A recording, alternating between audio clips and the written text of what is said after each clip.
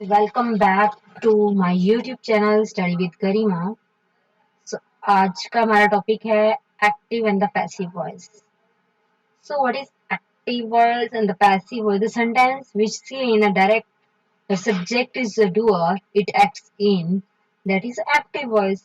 A transitive verb has two voices. Firstly, what is transitive verb?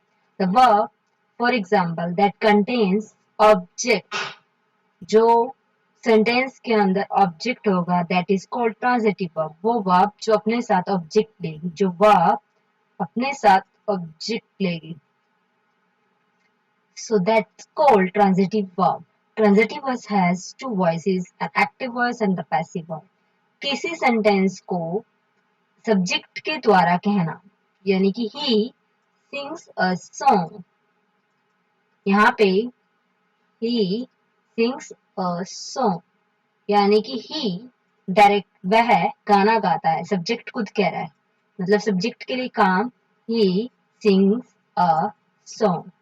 So in a passive voice the subject is acted upon, it is agent, यानी कि passive structure के अंदर subject as a agent work करता है। Like that a song is sing by him, a song is sung by him। यानी कि passive voice के अंदर जो हमारा ऑब्जेक्ट होता है वो सब्जेक्ट बन जाता है, और there are the some changes in helping verb plus action, and that is some changes in a pronoun also. Direct way में हम कहते हैं कि एक्टिव वॉइस में डायरेक्ट सब्जेक्ट काम करता है और पैसिव वॉइस में ऑब्जेक्ट सब्जेक्ट की तरह काम करता है। Active voice the subject perform the action expressed by the verb. Active voice में जो सब्जेक्ट जो है काम कर रहा है, जो एक्शंस कहा गया है, और पैसिव वॉइस में subject receive the action express the verb. And general rules to change the voice. सबसे पहले आपको पता है किसी भी सब्जेक्ट वर्ब प्लस ऑब्जेक्ट, ये सिंपल स्ट्रक्चर जो होता है that is called active voice में हम बात कर रहे हैं। That is called, there are the some tenses. हमारी ग्रामेटिकल पोर्शन में 12 सेंटेंस है, 12 टेंसेस हैं। Okay, there are the 12 tenses. Okay, every have a subject verb object. Okay, but different change हो जाता है यहाँ पे वर्ब प्रेजेंट के अंदर, पास्ट के अंदर, फ्यूचर के अकॉर्डिंग यहाँ पे वर्ब चेंज होती है। ओके, फर्स्टली एक्टिव का स्ट्रक्चर होता है subject verb object, and passive का स्ट्रक्चर बन जाता है object verb plus subject. But one thing is that जो सब्जेक्ट अगर प्रोनाउन है, if subject is pronoun, it's change, personal pronoun change अपने कौन से नाउन में चेंज हो जाते हैं, अकॉर्डिंग टू ऑब्जेक्ट प्रोनाउन में। जो सब्जेक्टिव प्रोनाउन होते हैं वो ऑब्जेक्टिव प्रोनाउन में चेंज हो जाते हैं। There are some examples given in the above exercise, but अभी हम बात कर रहे हैं in passive voice verb third form is am are was for being according to tense use की जाती है। यानी कि यहाँ कहना जा रहा है कि यहाँ जब भी हम पैसिव स्ट्रक्चर बनाएंगे, जो हमारा ऑब्जेक्ट है वो सब्जेक्ट की तरह काम करेगा, और वर्ब यानी कि हेल्पिंग वर्ब के साथ वर्ब की third form plus by subject. तो हम सिंपल वे में कह सकते हैं कि पैसिव का स्ट्रक्चर होगा ऑब्जेक्ट वर्क कर रहा है सब्जेक्ट की तरह, हेल्पिंग वर्ब प्लस वर्ब की third form plus by. By is the agent, जो अभी मैंने बोला था ना, passive the subject receiver the action express by the verb and subject. Okay, personal pronoun as a subject or as an object in a sentence while changing the voice of such sentences. अभी मैंने बताया आपको सम pronoun होते हैं और वो object और subject के अकॉर्डिंग चेंज हो जाते हैं। लाइक आई का मी, ओके, ही का him, look here,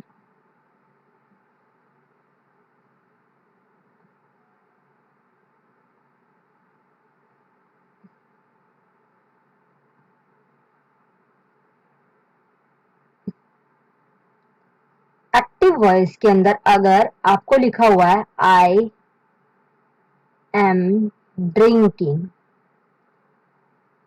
I am drinking water, so जब हम इसका पैसिव बनाएंगे तो आई की जगह मी बन जाएगा और जहां भी ऑब्जेक्ट है वाटर इज ड्रिंकिंग, सॉरी,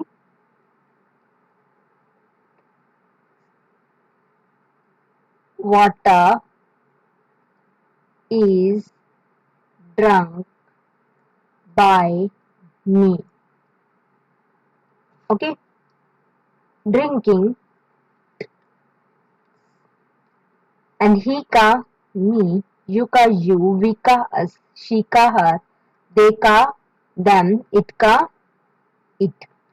जब हमारा सब्जेक्ट आई होगा तो पैसिव के अंदर सब्जेक्ट मी बनेगा। अगर हमारा एक्टिव में ही होगा तो हिम बनेगा, यू का यू, वी का अस। एक्टिव का सब्जेक्ट, पैसिव में सब्जेक्ट ये बनेगा। So some pronoun they, them, it, it. Next है continuous, past perfect continuous, present perfect continuous, past perfect continuous, future perfect continuous, future continuous. These tenses are not change in passive voice.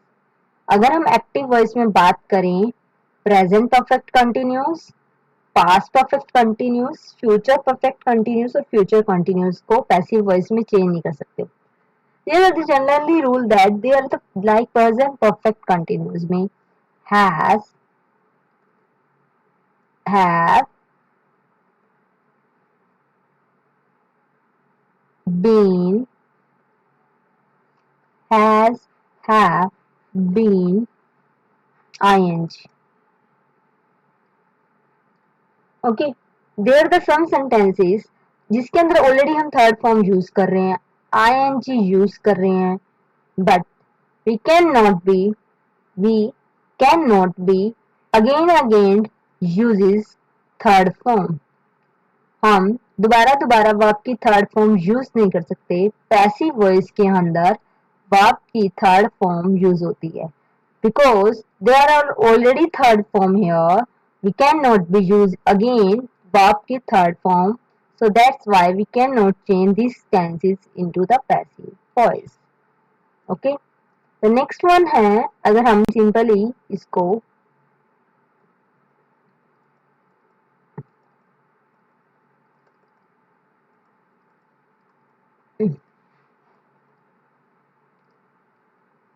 सो यहाँ पे given है tense simple present यानी कि verb active, यहाँ पर simple present tense. हम start कर रहे हैं कुछ एक्सरसाइज और एक्टिव टेंस का स्ट्रक्चर गिवन है और पैसिव में कैसे राइट करते हैं। Look here, I write a letter,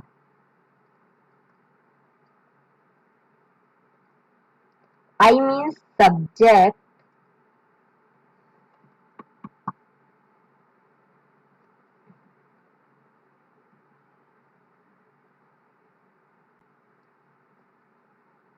यहाँ verb plus object. Passive voice का स्ट्रक्चर होता है ऑब्जेक्ट हमारा सब्जेक्ट बन जाएगा ए लेटर,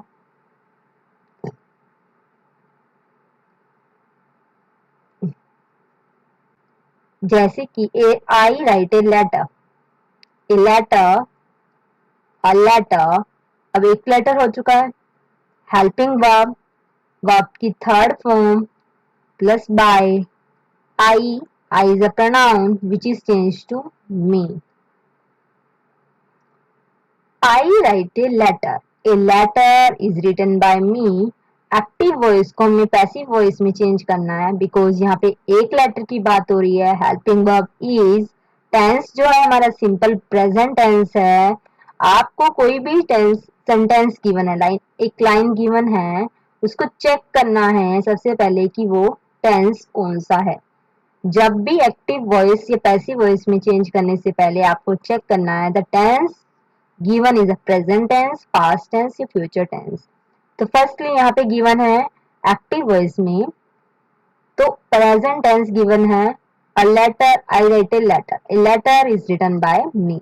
और पैसिव वॉइस में बनाने के लिए हमारा जो ये सब्जेक्ट है, लेटर जो है, जो हमारा ऑब्जेक्ट है यहाँ आकर सब्जेक्ट बन गया.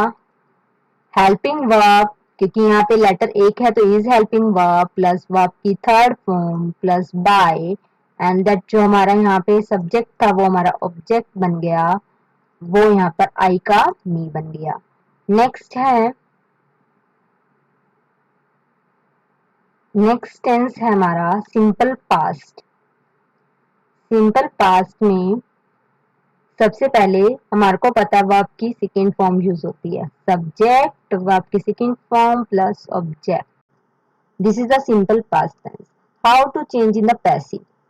सो I wrote a letter. I pronoun, wrote verb की सेकेंड फॉर्म, सब्जेक्ट वर्ब की second form plus object. Passive में बन जाएगा हमारा ऑब्जेक्ट सब्जेक्ट. हमारा ऑब्जेक्ट चेंज हो गया. वर्ब के साथ यहाँ पे हेल्पिंग वर्ब, क्योंकि यहाँ पे सिंपल वर्ब सेकंड गिवन है, that is a action verb. यहाँ पे हेल्पिंग वर्ब प्लस वर्ब की third form plus by, and the I change into me. A letter was written by me, not him. I change हो जाएगा यहाँ पर मी में. I change हो जाएगा, या फिर हम लिखेंगे ही रोट ए लेटर. अगर यहाँ पे ही लिखेंगे तभी हमारा ही चेंज होगा हिम में. और यहाँ पे आई की यहाँ पर क्या चेंज हो जाएगा me. I a letter was written by me. Okay. I because यहाँ पर क्या गिवन है,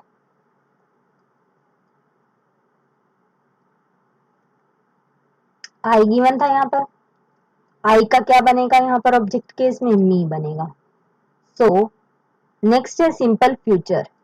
सिंपल फ्यूचर सेंटेंस क्या होता है, सब्जेक्ट विल शैल वर्ब की first form plus object. Passive में क्या बन जाएगा, ऑब्जेक्ट हमारा सब्जेक्ट बन जाएगा. अ लेटर जो हमारा यहाँ सब्जेक्ट बन गया, अ लेटर विल बी. यहाँ पे हमारा क्या बन रहा है, बी प्लस वर्ब की third form by me. So look here, a letter will be written by me. And present continuous is am are writing. यानी कि प्रेजेंट कंटिन्यूस का सबसे पहले आपको स्ट्रक्चर पता होना चाहिए एक्टिव वॉइस में. सब्जेक्ट हेल्पिंग वर्ब प्लस यानी कि ING. He helping verb is am are given है, अ लेटर प्लस ऑब्जेक्ट. यहाँ पर हमारा ऑब्जेक्ट चेंज हो रहा है अ लेटर, और यहाँ पे यूज हो रहा है इज, यानी कि helping verb.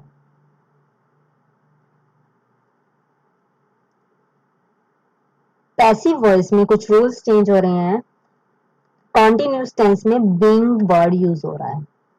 Helping verb plus being plus verb की third form. So present continuous के अंदर is am are plus being, is am are plus being.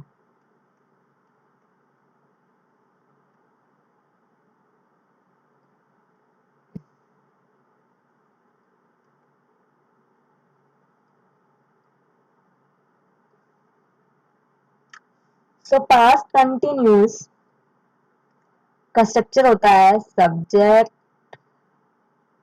was were ing plus object. तो हमारा यहाँ पर जब भी ing का केस होगा वहां पे being जरूर लगेगा। Helping verb plus being plus verb की थर्ड फॉर्म बाय। अब लुक यार, यहाँ पे हमारा सब्जेक्ट ही था और यहाँ हमारा हिम बन गया, ही चेंज हो जाएगा him. Okay, present perfect has have written, तो क्या बन जाएगा, helping verb plus been verb की third form. I have written a letter, I have written a letter, I have written a letter. तो क्या सब्जेक्ट वर्ब की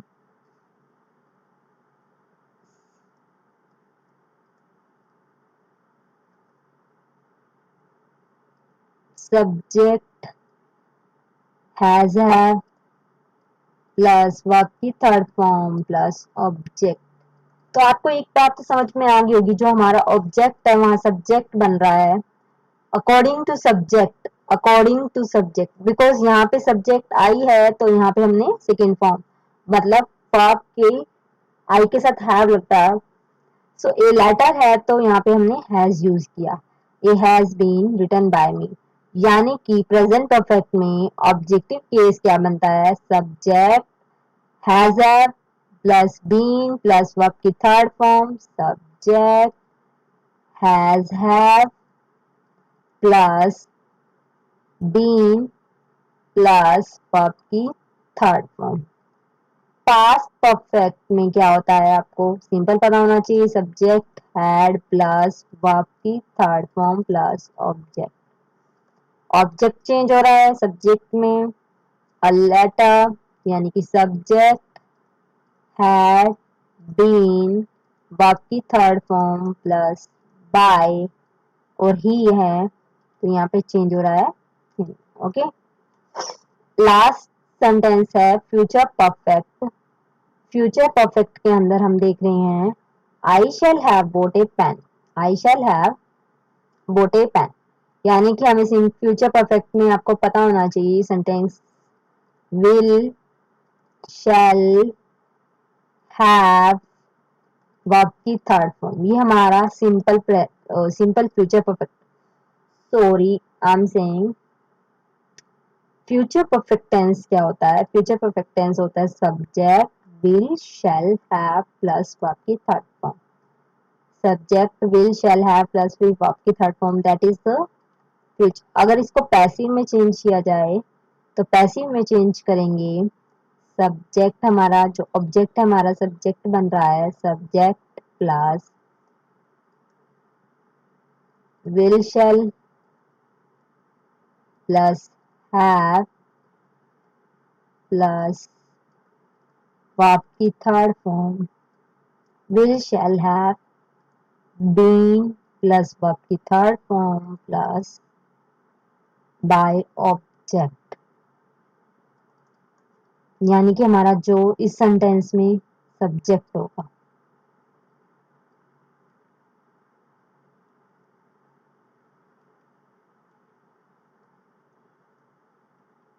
so thank you. सो ये था एक्टिव पैसिव वॉइस का स्ट्रक्चर।